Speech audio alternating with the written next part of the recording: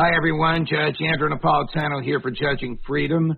Today is Wednesday, March 29, 2023. It's about 3 o'clock in the afternoon here on the East Coast of the United States. Colonel Macgregor returns to the show.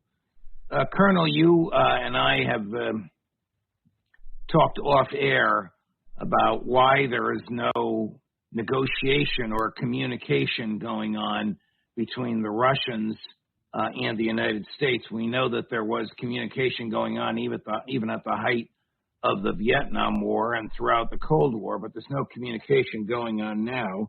Secretary Blinken seems to feel that a ceasefire would be a cynical trap. What's your take on this, Colonel? Well, I'm not sure he could give you a different answer. Remember that the people we're talking about in Washington are universally ideologues.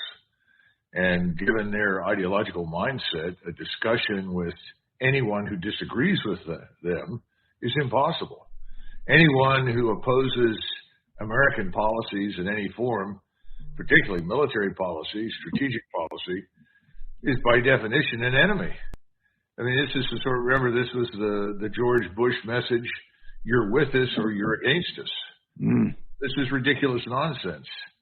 But we're not interested in winning anything. We keep talking about helping Ukraine win, but what does a win look like? Has anybody ever described victory?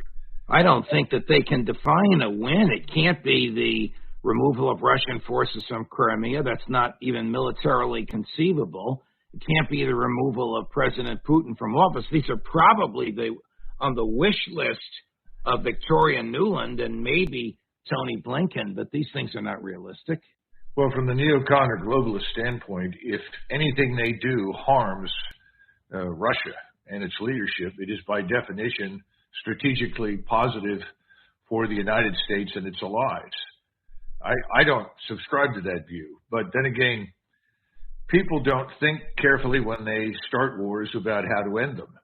And if you take the position that the only way the war can end is with the complete destruction or near complete destruction of your opponent, the war is not likely to end anytime soon, and sometimes never. Unfortunately, that's what we're dealing with. Colonel, President Zelensky gave an interview in English to an American reporter. I don't recognize her, and I don't know the name of the network for which she works. They're on a train. We're going to run this in just a minute. There's a little bit of background noise from the train, but you can hear what they're saying. The essence of what he's saying is he needs, I don't know if he understands this properly. He needs to win Bakhmut, and President Putin needs to win Bakhmut for PR reasons. So take a listen, and then maybe we can dissect what he says. Is this part of why you are fighting so hard in Bakhmut? Because a lot of military analysts will say that strategically it's not that significant. Because that will be victory for him. He will, in any victory. Yes, he will sell this victory.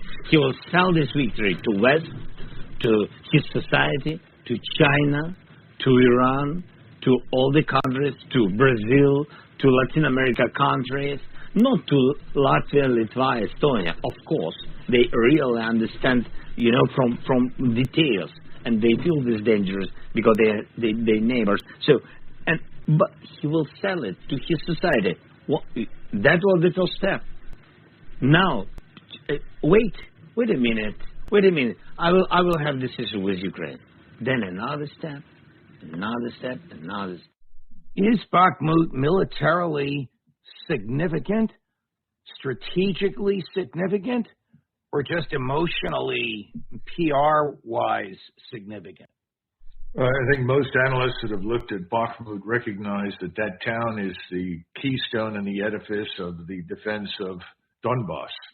That once that falls, because of its unique position, the road networks that run in and out of it, the rail lines, the various factory installations, mines, presumably supply depots and other things, it is very important. And that once it is